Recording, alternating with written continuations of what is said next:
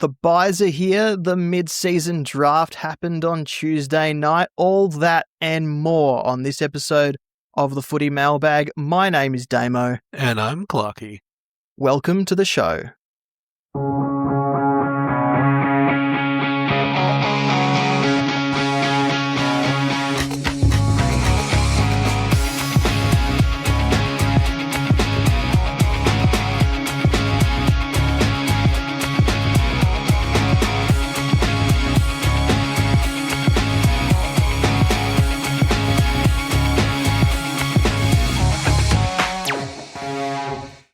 Clarky, the buys are here. We'll see if all of our planning or non-planning has worked.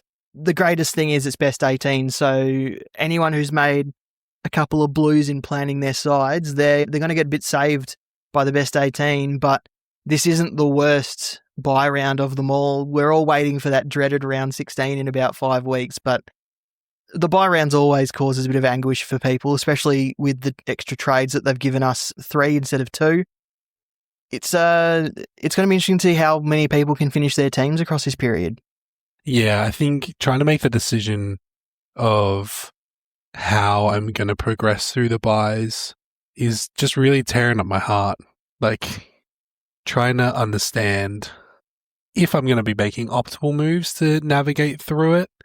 I know that we talk a lot about, like, you can't plan too much of the buys, and famously I say that I don't plan for the buys at all. And then they come around, and my team is okay for the buys. I think I'm just more in the space of, I actually don't know who the premiums are that I really love and trust, right? That seems to be, I think, the big problem on the week, because we can even see that in our, between you and I, Damo, our total scores for the week. You know, we're about 200 points difference, and the week before they were reversed at 200 points the other way. Yeah. So it's kind of making it hard to navigate the buys just purely for that. Yeah, there's clearly a top echelon of premiums on each line, and you really do need to set your team up with at least one or two of them in each position. And we're really seeing now the gulf widen between teams that have got 1 premium ruck and then McAndrew or 2 premium rucks in their team. And we're seeing all these team structures that probably are better prepared move up in the rankings, while ones who haven't shifted with the trends of the game sort of flailing or getting behind. So the buys are a good chance for everyone to kind of get back onto a level playing field, or as level as possible, and hopefully finish teams, fix up those issues, and hopefully come out of the buys with a stronger team for the run home. But as we do, Clarky, at the start of every Footy Mailbag episode, what caught your eye? What caught my eye is the continuing brilliance. I've done this one before, but the continuing brilliance of owning LDU, a 140 in a prolific win for the North Melbourne Football Club against the Gold Coast Suns. I didn't watch the whole game, but I did watch that final quarter, and just watching them work at it and grind to get that win at the end was oh so delicious, Damo. But a 141 from LDU officially, no matter what happens for the rest of the year, tells me that I made a good decision in backing my gut with him. Like, sure, his value, like, he's only 560, right? But over the course of the year, he's been so reasonably consistent. I've really liked the pick. I've thought about him a few times after you've talked about him, but I haven't quite had the balls to bring him in, or it hasn't quite worked out for me from a cash point of view, or something has stood in my way to bring him in. But yeah, no, he's been a great starting pick, and there were some people who were really big on him at the beginning of the season as well. So it's good that it's paid off for those coaches. Yep, and especially when I think it was between him and Nick Daicos, and LDU's had 2 scores below a ton for the year, a 71 against GWS and 90 against Adelaide, and pretty much every other score has been 110 plus. Sorry, barring a 104 in round 1. I misspoke, but that's good value. What caught your eye this week, Damo? What caught my eye was, well, it's pretty similar to yours, but it was more I misjudged Jack Sinclair, I think. When I had Nazire in my team back in round 9 and then he was a laid out, so I had to pivot. I pivoted to Jack Sinclair, and I have been on the receiving end of 3 scores, 115 plus since from him, and I wasn't all that big on Jack Sinclair. I never really trusted his role, but his year to date has actually been pretty incredible from a Supercoach scoring point of view, with only one score below 93 for the season. And I don't trust St Kilda players, as listeners know, because I don't like Ross Lyon that much. But Jack Sinclair has been the perfect pivot from Nazaya when he was a laid out, and I've enjoyed it ever since. It looked like for a minute that he was going to get his share dominated by Wilkie, but he's kind of been able to. The Wilkie getting injured, I don't mean this in a it's good he got injured kind of way, but Wilkie sort of having to give up that role for a bit, I think, is now that Wilkie's back, Sinclair's kind of just stayed as like that main role without having it eaten into, which is really relieving for owners. So that's a good one. I agree with you on that one. There are some rookies on the bubble this week, Clarkie. We already spoke about most of them last week because there wasn't really a rookie on the bubble last week, but Jack Eisen and Charlie Banfield are probably the two main headliners there. Harrison Oliver was omitted and then got a reprieve when Lockie Whitfield was out. And Lockie Whitfield looks like he might come back, so Oliver doesn't look like a great in there. Noah Roberts-Thompson at Richmond had a pretty good game at Dreamtime at the G, but I'm still not sure about his scoring ability or job security once Richmond get a healthier list. And then there is Tom Anastasopoulos at Port Adelaide, who probably ruled himself out with a poor score against Carlton on Saturday night. Anastasopoulos. I was close. You were close. I think in the doc next time we should just break it phonetically. Yeah, even phonetically I still couldn't say it because I know Port Adelaide put out that post and I still couldn't pronounce it after it. So I don't know, maybe I just can't read properly anymore. Yeah, it's fine. It's a difficult last name, but it's, Damo, when you nail it, you're going to see the fun. I don't think any of those rookies really jump out to me as exciting apart from Eisen and Banfield are probably the two that I'm considering the most. Eisen feels like a must-have. He's just had a pretty good role in that half forward and 2 scores of 70 odd. Yeah,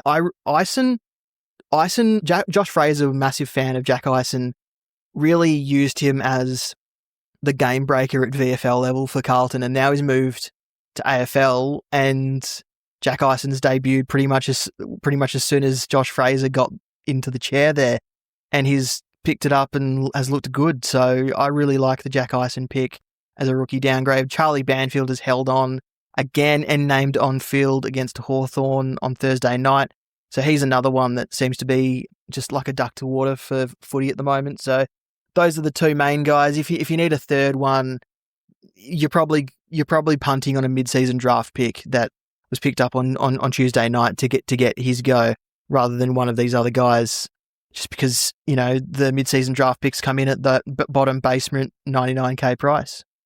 Well, Damo, should we jump straight into it? Because you have been my man for the information on mid-season draftees.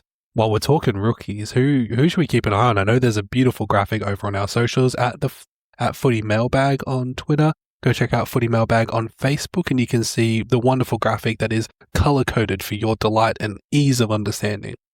Yeah, so pick 1 was Essendon and they picked up Jackson Artemis. He's a running halfback, being compared to the likes of Nick Blakey with his ability to power off the half-back line. Also cold-blooded.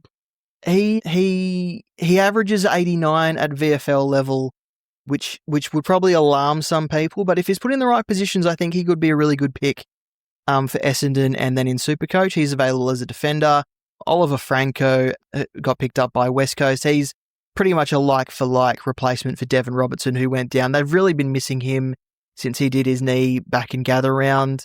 The other guys that are on my radar is Marcus Herbert, and also picked up by West Coast. He's a rebounding halfback. Maybe West Coast can finally be released of the shackles of Tom Cole and Marcus Herbert can take over there. He's a far more accomplished footballer, I would think. Your boys Melbourne picked up Joel Fitzgerald. He's a prolific midfielder out of Williamstown in the VFL. I wouldn't be surprised if he comes into the Melbourne side, but I also wouldn't be surprised if if we don't see him for 6 to 12 months either. I really want him to play, but whether he fits in the Melbourne system or not is another thing. And they'll probably find that out. It sounds like it's a replacement for Cully.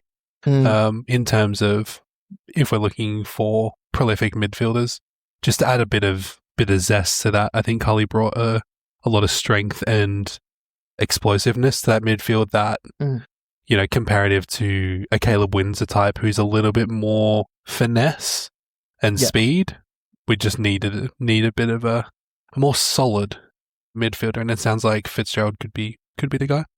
And then the other name is Collingwood picked up key forward type Mitch Pajaski. He's pretty much Brody Myercheck just reincarnated. So and they've really missed him this season after he went to Melbourne. So I think that'd be good that we'll get Pajack in a couple of years for a button and the hopes and dreams. So yeah, I think Collingwood have already said that they're going to put him in pretty much as soon as possible. So awesome. He is a rookie straight on the radars automatically there. Some other names to look out for. Kaya Nand got picked up by Richmond. He's a 200-centimetre key defender, but can also play in the ruck, can also pinch hit on the wing. He's a bit of a Mark Blitzarves type, but more of a key position player than anything else. Collingwood picked up Harrison Coe, who is a 27-year-old ruckman out of the VFL. He could either play forward or in the ruck, and at his age, I doubt he sits in the VFL for too long, but who knows there. And then Hugo Hall-Khan got picked up by Adelaide. He was on Sydney's list. He's got the rare, prestigious honour of being picked up in the mid-season draft twice. He was picked up by Sydney a few years ago as a forward, but he's reinvented himself as a running half-back, and now has been picked up and is available as a defender at Adelaide. Adelaide can sometimes bank on their mid-season draft picks, or they can hide them away. So he's one to watch out for, but I think if he gets into that Adelaide team, there is a chance that he plays on the opposite wing to Braden Cook, because he's almost a carbon copy of what Braden Cook does. Okay, that sounds good to me. The other names to look out for, Xavier Bammett, who got picked up by Port Adelaide. He's a bit of a berserker midfielder, sort of in the mould of your Zach Butters types. Just goes and gets the balls and goes berserk with it. They kind of need that, Port Adelaide, but whether he plays or not is another thing. Ollie Griffin for North Melbourne. He's been compared to a few players, but I think they're preparing for Cam Zurhaar to spend a lot more time down back. Ollie Griffin's only 19 years old, but has a bit of the Cam Zurhaar in him as a forward. And then Campbell Lake out of Southport got picked up by St Kilda. He's a small forward, also a midfielder. I don't know where he fits into St Kilda's plans, but it feels like he's too good to be in the VFL for too long. Yep. Awesome. Good wrap-up, Tamo. Thank you. Honestly, I don't have anything to add because I'm not as around the VFL waffle, like the more state leagues and the up-and-coming talents, but there's so many. Every time I see a highlight reel of one of these players, I'm just like, slot them right in. I want a 99k rookie. I want him to be exciting and I want him to go well. So it's nice that you've put together a pretty reasonable case for all of these players. And at the end of the day as well, we don't know really what's going to happen. So we can only make our best guesses on how we know these teams to be. So yeah, I will say on the graphic, Melbourne picked up Lucas Cook. He's a key defender.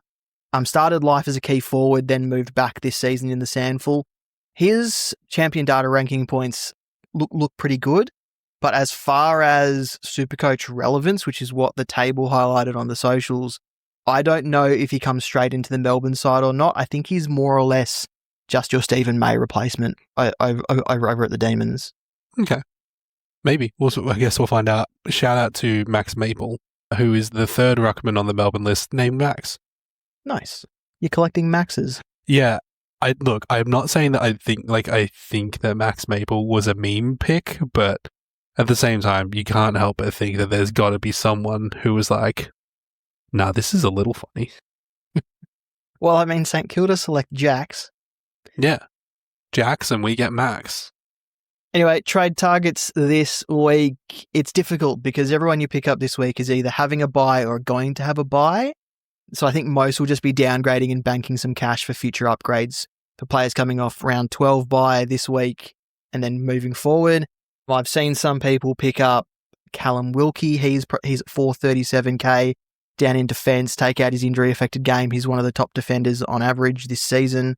I do like the Callum Wilkie pickup, but he does have that dreaded round 16 bye, which everyone's struggling to manage themselves through already. So yeah, I think trade targets, trade carefully, but you're probably mostly looking at rookies so you can bank some cash this week. Yeah, it's hard with the first week of the bye unless you've got you're desperate to make up some numbers. In my case, with Lockie McAndrew on the bye, and I'm still holding Tim English like a fool, Damo, because we talk about our teams a little bit before the show, just because I think it helps us get in the super coach brain. So Damo and I whinge to each other about all the things that are wrong with our team, and then equally try to help each other to fix it. But here's a preview for what's wrong with my team: everything. Yeah, but everything. But also nothing if I have a good week. Well, so I think the problem is, Damo, is the little numbers on the right-hand side of the boxes. They're much lower than they should be. Numbers should go up.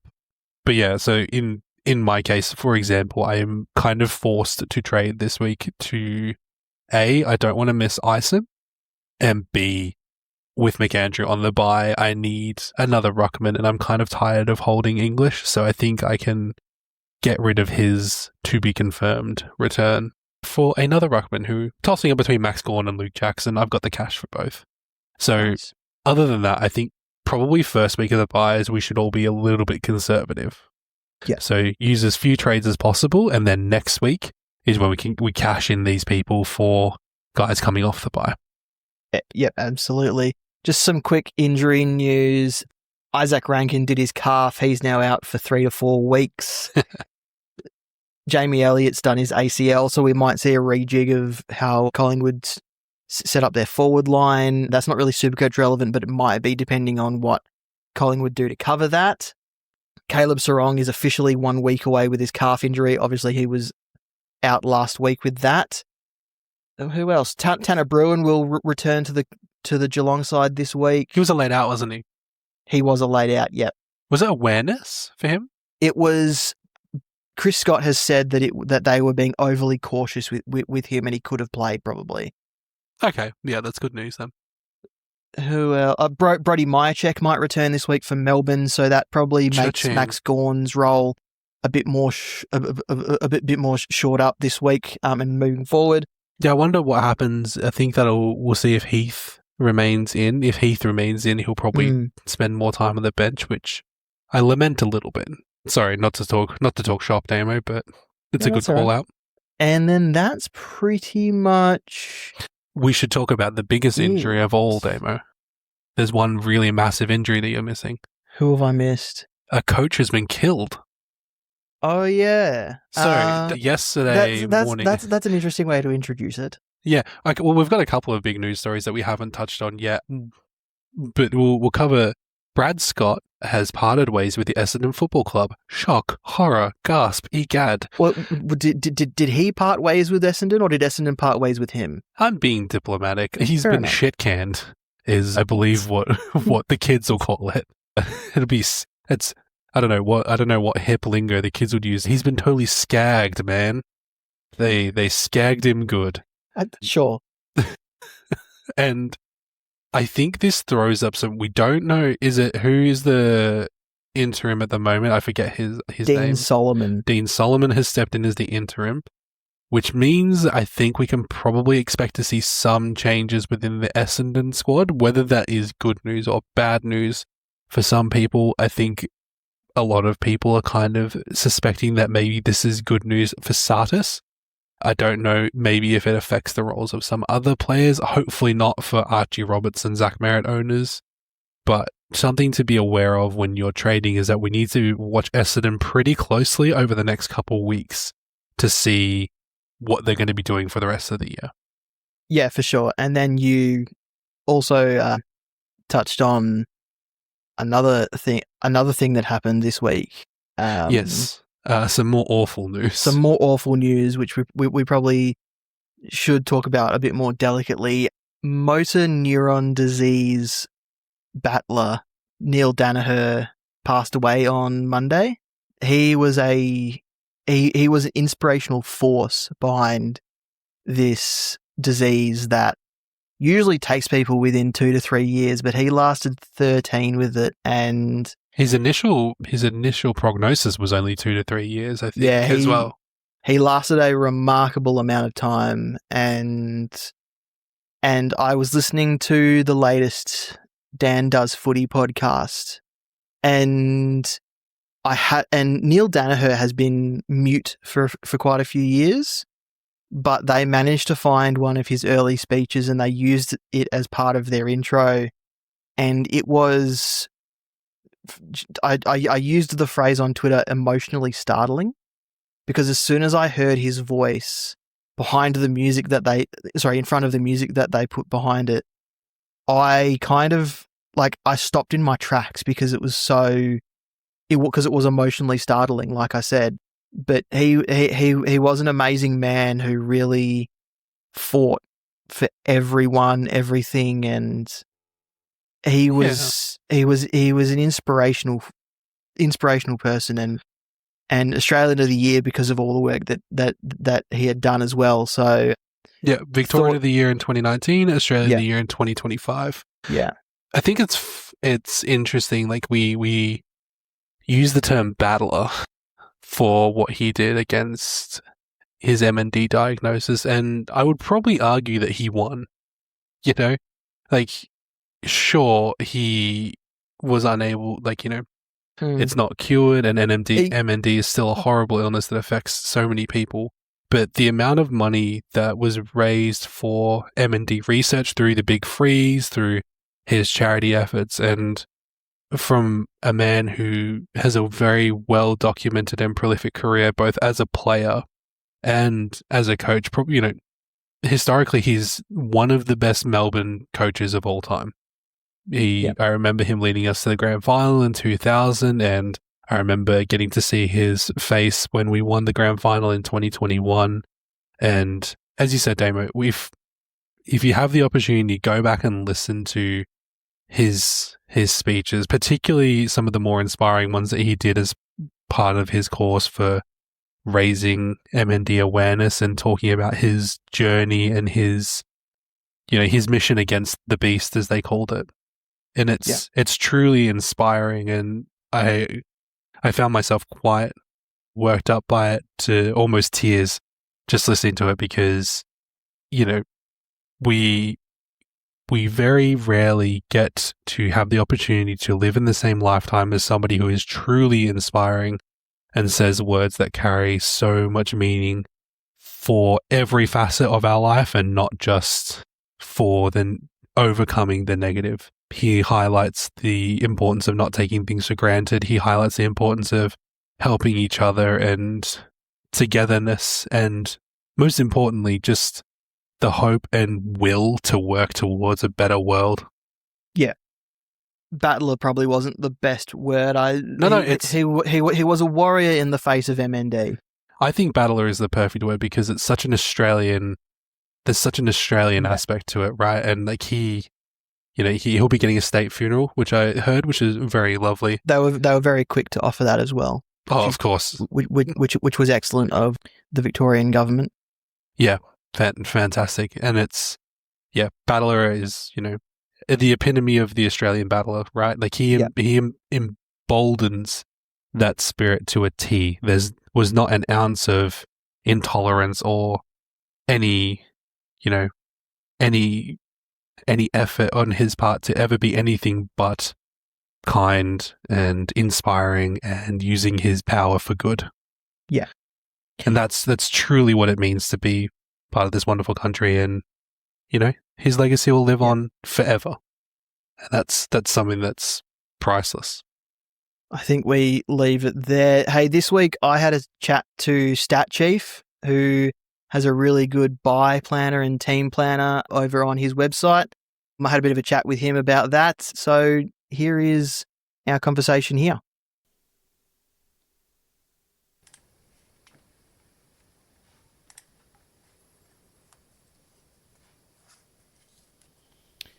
It's buy time, and that means planning. And there is no better tool on the internet right now than StatChief's Buy Planner at statchief.com.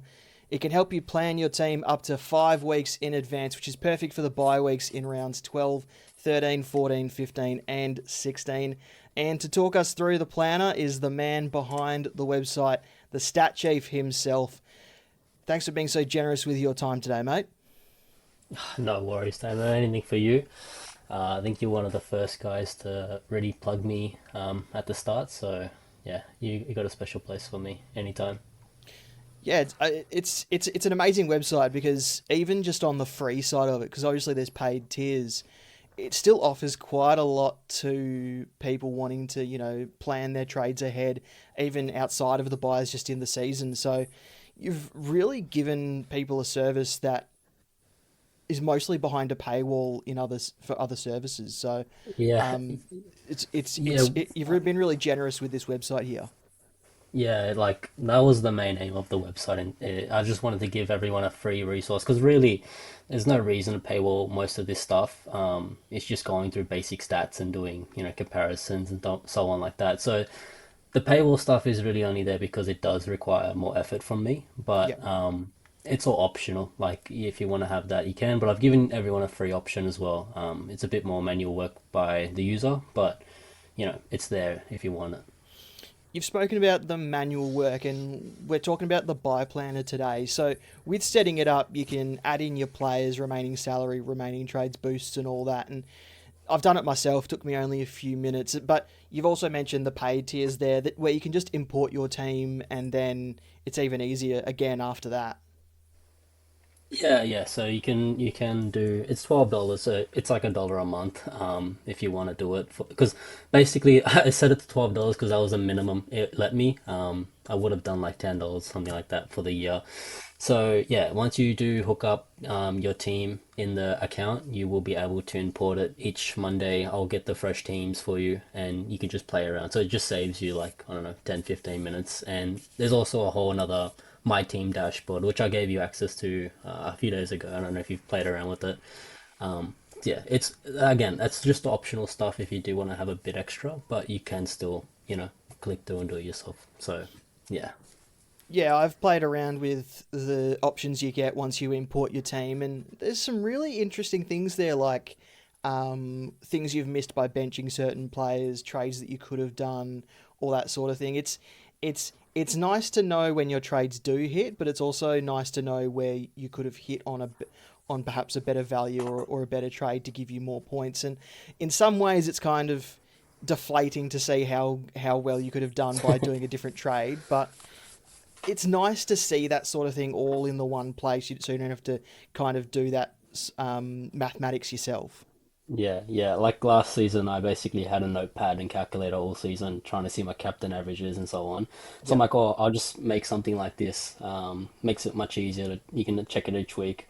The trade stuff, I know it's like hindsight stuff, but that's mostly just to train you, see where you made mistakes, so next season you can go in stronger. So like you still have access to this stuff next season, Yep. and you can sort of see, well, round six I did this, maybe I'll do something different this year. That's the purpose of those. It's not to put you down. I know it puts me down too. I could have gotten Baz or Heaney, but I got Brayshaw, and I've lost so much money in that. But next year I'm like, let's just get the Ubers in, something like that. So that's the purpose for those. Yeah, for sure. And I mean, I think if we just move back to the buy planner or the team planner here, being able to go 5 weeks at a time is perfect for right now because the buy weeks go over a 5 week period.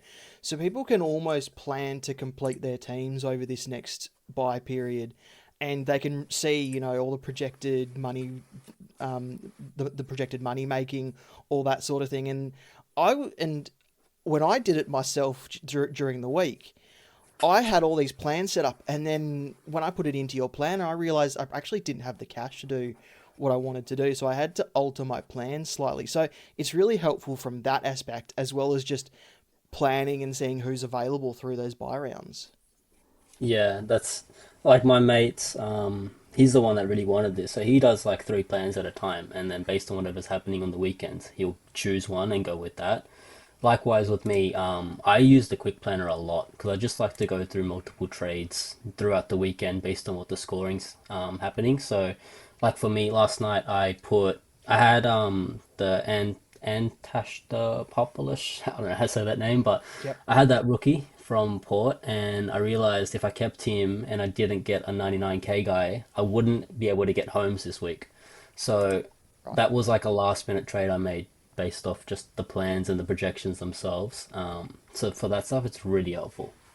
Yeah, I mean, we're recording this before we know the DPPs, but it seems that Max Holmes has got the defensive DPP that we all wanted, which so that's super helpful there, especially in that side of things. But would you call that quick planner one of the most useful features you've got on the website?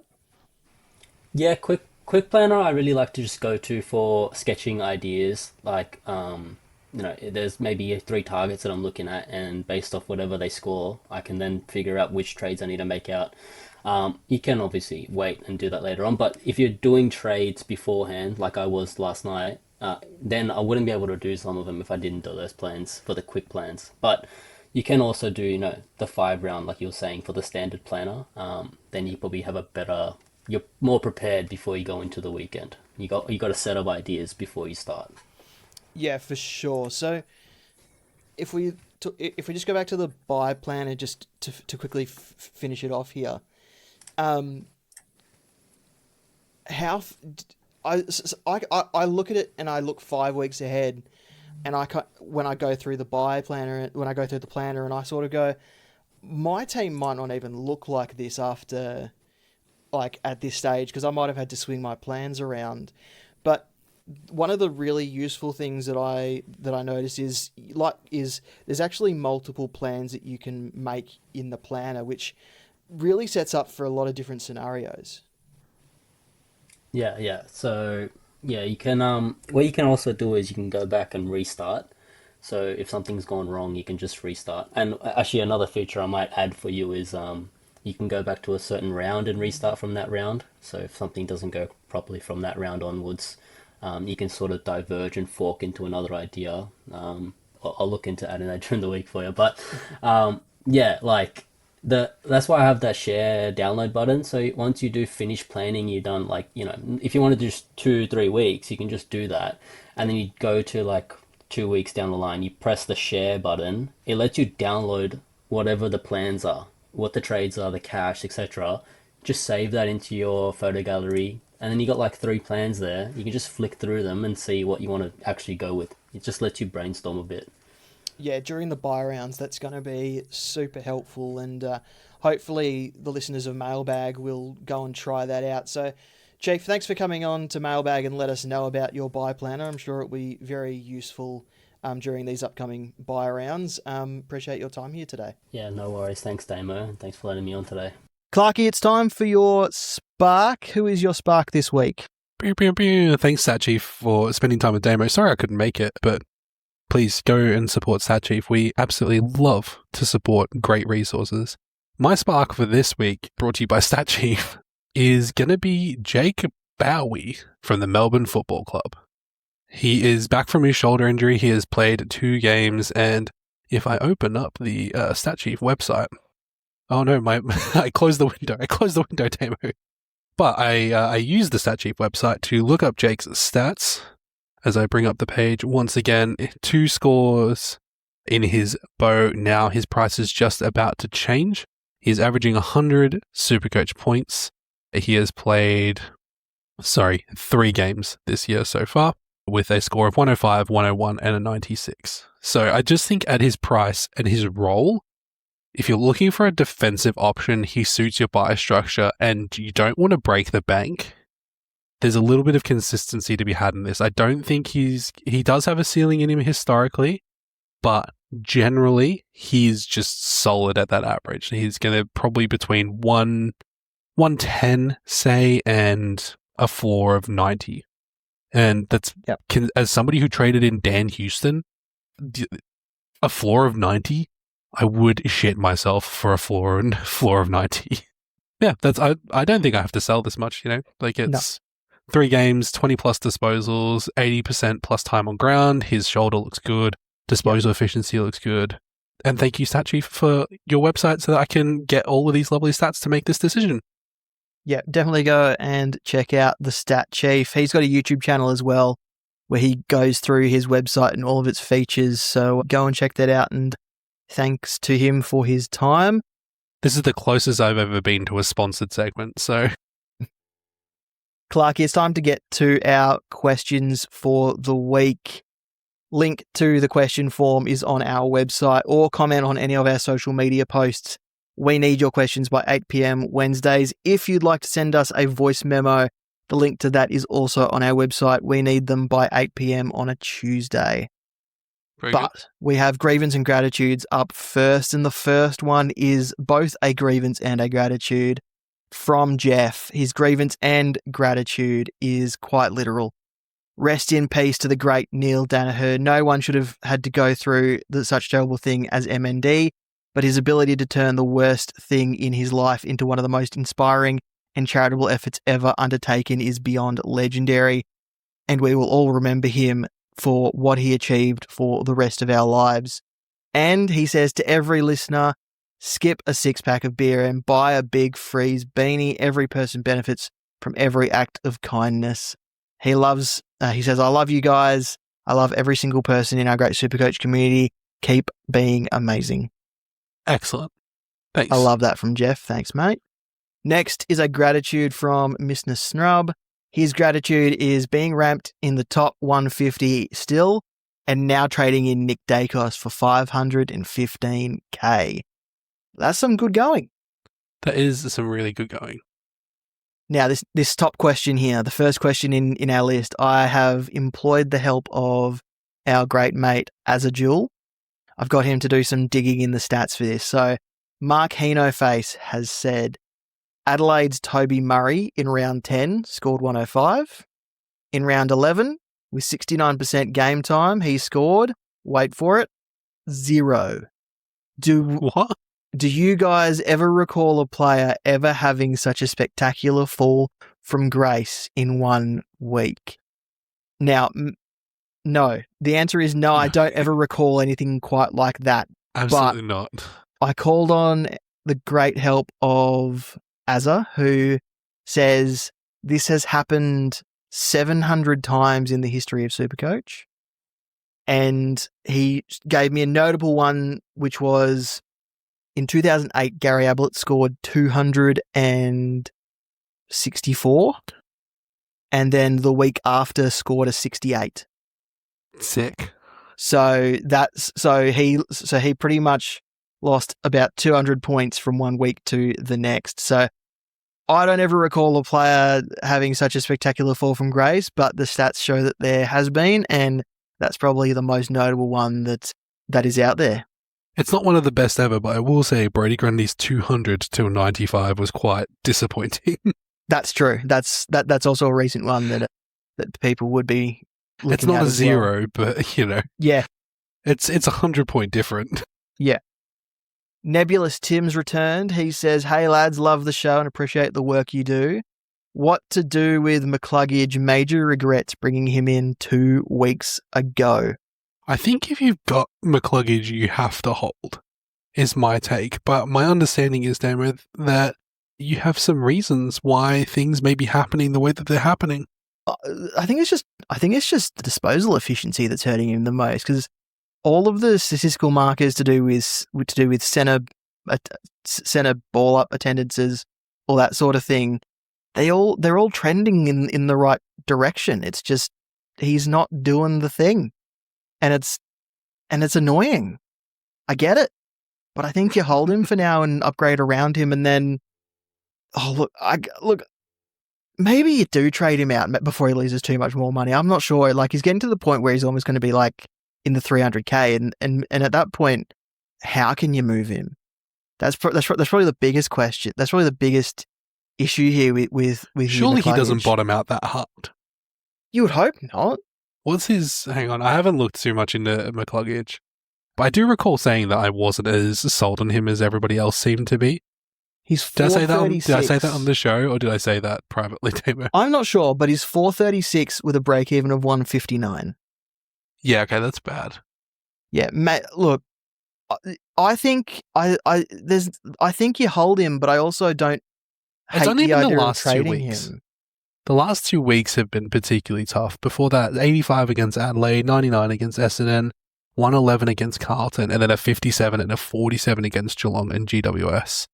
And coming up against Freo this week. Yeah, look, I think when the bye is round 15, I think you got to give him 3 more weeks to get it back together, and then by then, that's when you might have to move him on and you'd want to move him on in the bye rounds while you have those 3 trades, just so you can kind of hide that trade in doing a couple of upgrades at the same time. But yeah, it's so difficult with McCluggage because all the markers say he should be scoring well, but he's not. Yeah. Yeah, and I'd probably put that it's a little bit of like the Jai Newcomb thing as well, where his scoring has dropped off a little bit from when people were really hot on him, and a certain handsome podcaster suggested him as I think they called it a spark, something like that. Never heard of it. Yeah, never heard of it. But really, is it the worst thing in the world if you've got McCluggage as your M8 or 9, right? And then you deal with that later.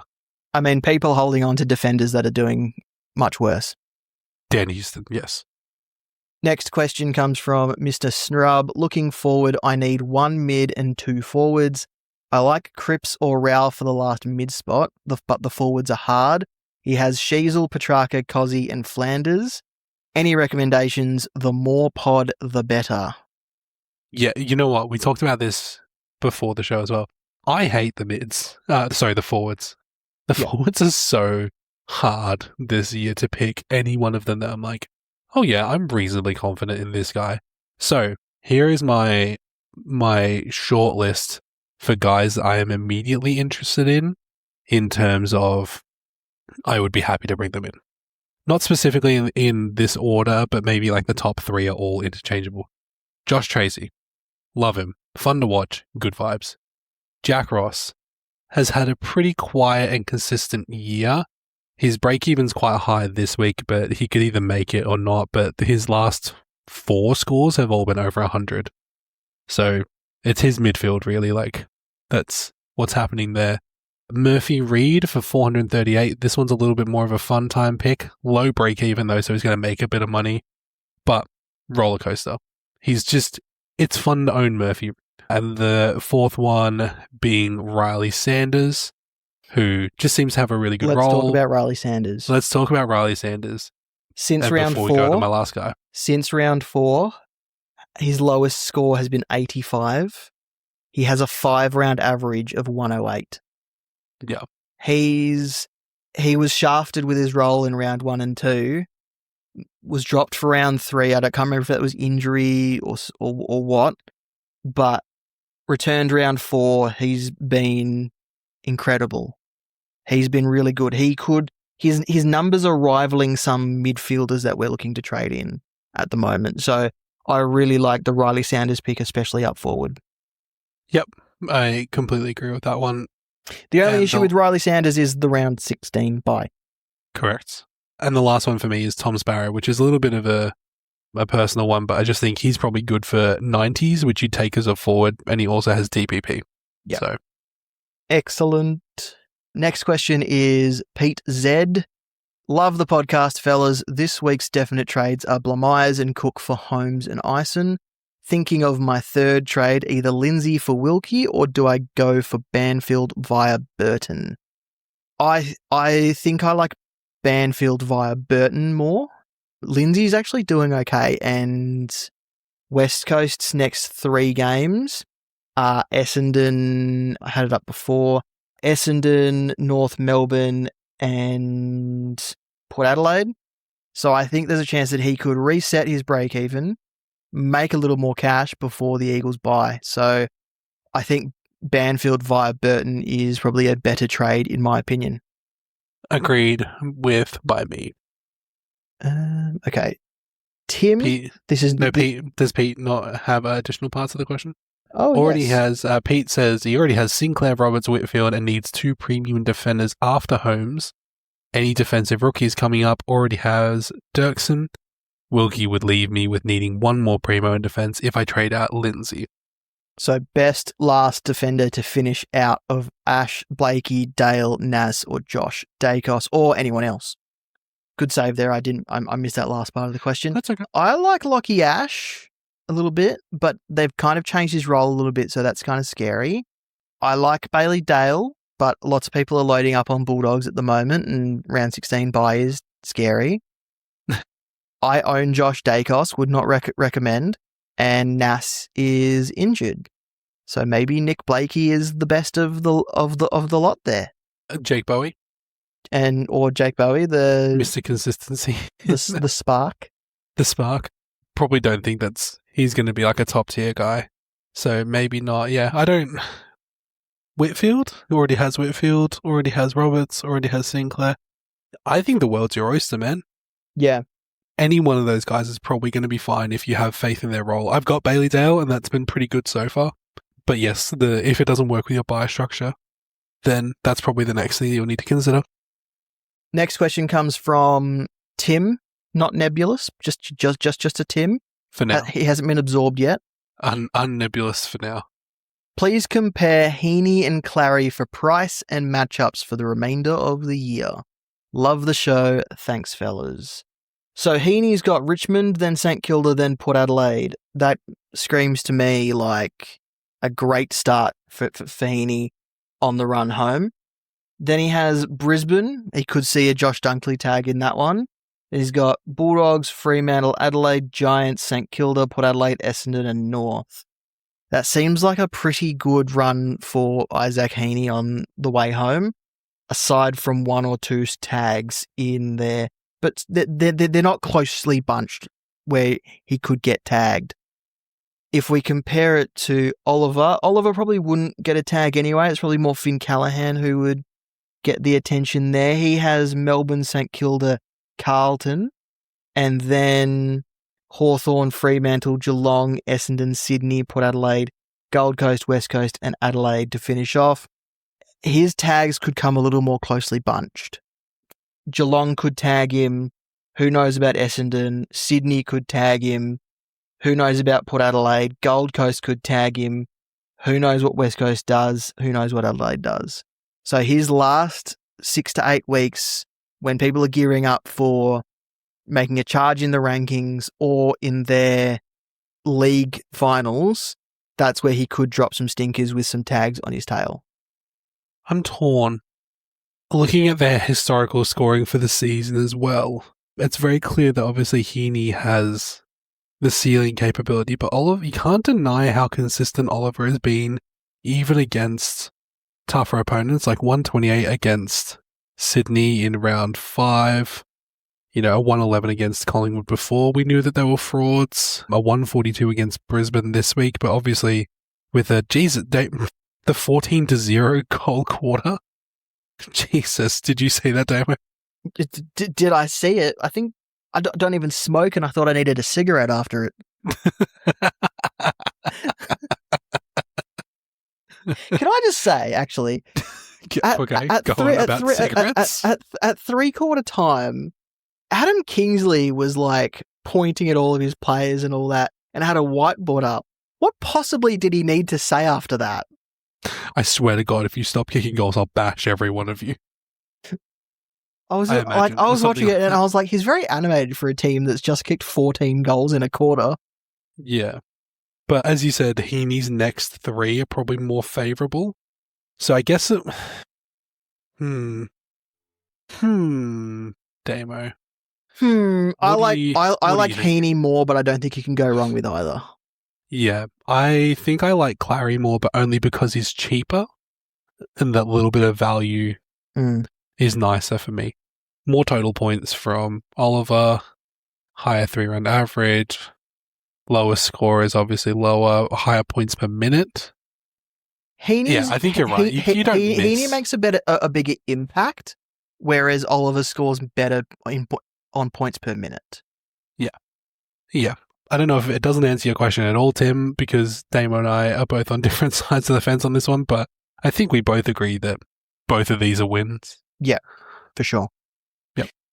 Next question comes from Jared. What's your thoughts on Ison versus Banfield? Is the flexibility of mid-forward more valuable than the better scorer? Thanks, legends. Thank you, Jared. I think if you can only go for one of Ison or Banfield, then Ison is the way to go. I don't think the dual position, the dual position flexibility should sway you in this scenario. Yep. I'm not going to overcomplicate it. Excellent. Okay. Well, we've got another Tim. Also hasn't been absorbed yet. Nebulous Tim has been lazy. Nebulous Tim has gotten complacent.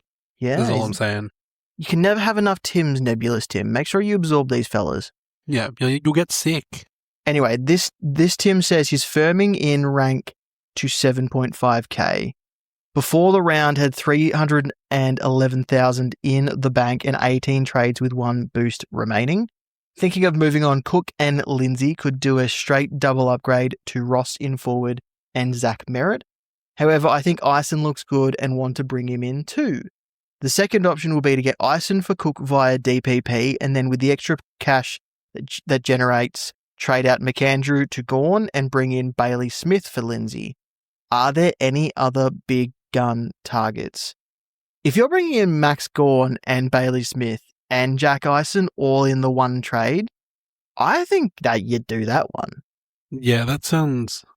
I think the Ross and Merritt one sounds really good on value. Yeah. But the second one, I think, in terms of, if we're talking total points. Yeah. I don't think you can go past Ison, Gawn and Smith, right? Yeah, for sure. Bailey Smith, they're talking about Bailey Smith as probably the leading Brownlow chance at the moment as well. So I really like the Ison, Gawn, Bailey Smith trade here for you, Tim. Yeah. Yeah, I agree. Hope you don't get nebulized. Benji asks, do I hold Clark or trade him and bank the cash for all my buy upgrades? Benji, we spoke about this with the Nebulous Tim question earlier. I say you hold him, but there is a case for trading depending on what your team looks like, I guess. Yeah. If you want to trade. I would say probably hold and just kind of go, I'll fix this later. And finally, the last question comes from Scud. He says, hi lads, appreciate your work each week. I need help.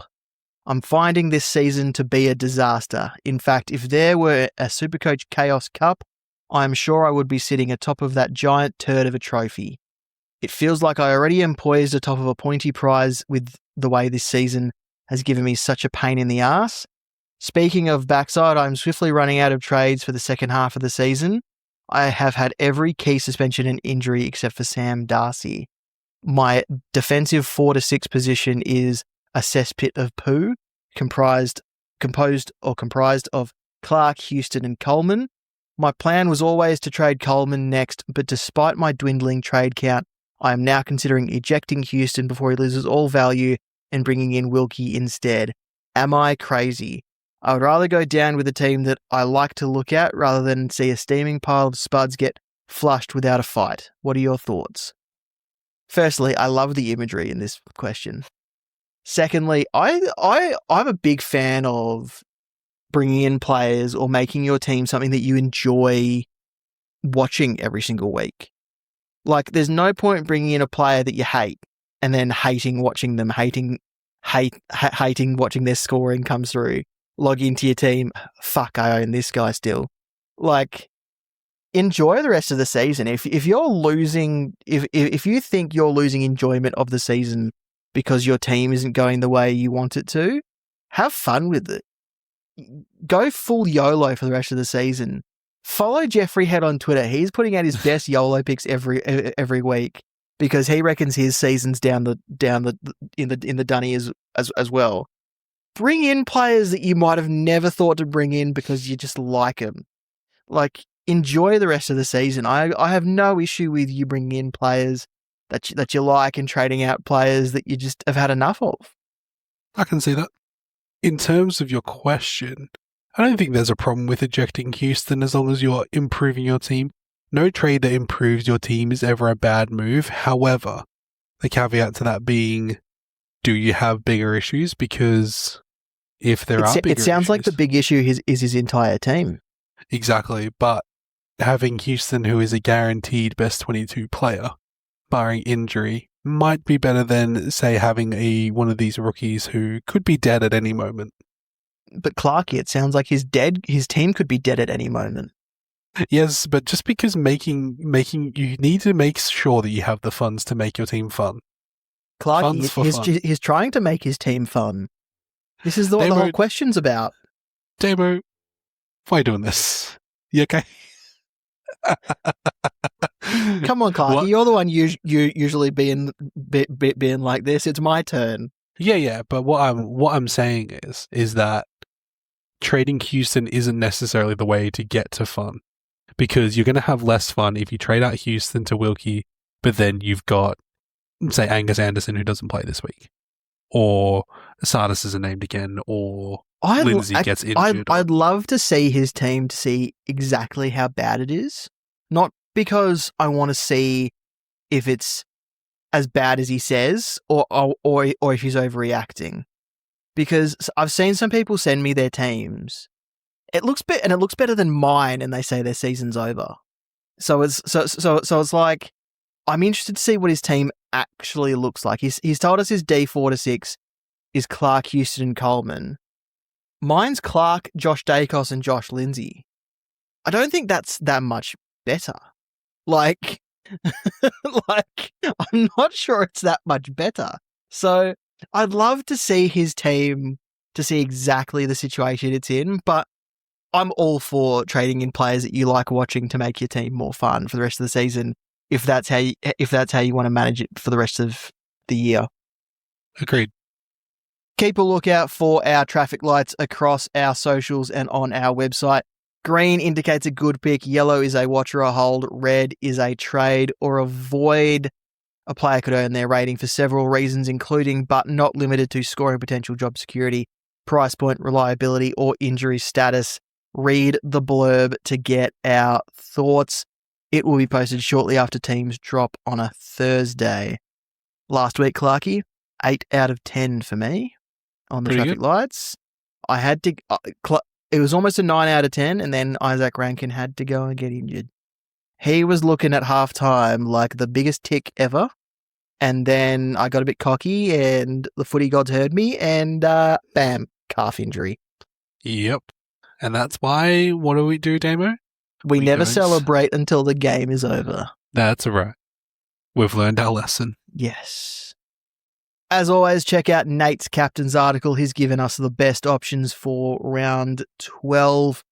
There's quite some good matchups this week, and he mentioned that he struggled to nail down the options because there were just so many. I'm going with a VC on Isaac Heaney against Richmond into a captaincy of Bontempelli against the Pies. Clarkie, what did you settle on? I've got Grundy into Gorn. Excellent. That's it for this episode of the Footy Mailbag. Big thanks to the StatChief for having a little conversation with me about his website. Make sure you go and check out the planner. It should be very helpful over the bye rounds.